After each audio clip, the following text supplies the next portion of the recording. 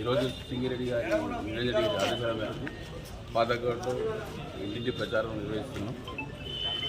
ఏమంటే ఇంతవరకు ఏ అభివృద్ధి పనిచేసినా సారాయంలో నడిచింది ఇక్కడ పని. కొత్తగా వచ్చిన ప్రభుత్వంలో ఎటువంటి అభివృద్ధి జరగలేదు. ఇప్పుడు జరగబోయే అభివృద్ధి కూడా మనకు సహకారం కావాలంటే మనకి ఇక్కడ ఉండే సార్ చెప్పిన వ్యక్తిని మనం గెలిపించుకొని మన మున్సిపాలిటీ పంపితే మనకు కూడా ఇక్కడ అభివృద్ధికి అపోజిషన్లో మంచిగా కొట్టాడి మనం పనులు సాధించుకోవచ్చు. కాబట్టి మనం అందరం ఇక్కడ ఖచ్చితంగా మన క్యాండిడేట్ని గెలిపించుకొని సార్ ముందరగా ప్రజెంటేషన్ చేద్దామని. వనపర్తి పర్యటనలో భాగంగా ఇక్కడ పాతకోట మొదలవడానికి రావడం జరిగింది.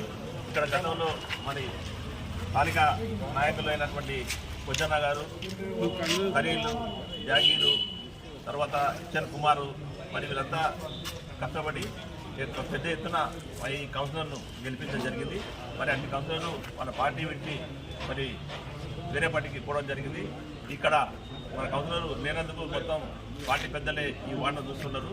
మరి గతంలో చేసిన నిరంజన్ రెడ్డి గారు చేసిన అభివృద్ధి తప్ప ఇక్కడ చేరేది ఏదైతే చెప్పేసి బాధపడిన ప్రజలు మొత్తం వర్తపడరు. భవిష్యత్తులో కూడా ఈసారి ఎట్టి పరిస్థితుల్లో మళ్ళీ ఈ నాయకులు బీఆర్ఎస్ పార్టీనే ఖచ్చితంగా గెలిపించుకొని తీరుతామని చెప్పేసి వీళ్ళు ఘంటాపథంగా చెప్తున్నారు. భవిష్యత్తులో కూడా ఈ వార్డు బీఆర్ఎస్ గారికి ఖచ్చితంగా గెలుస్తుందని చెప్పేసి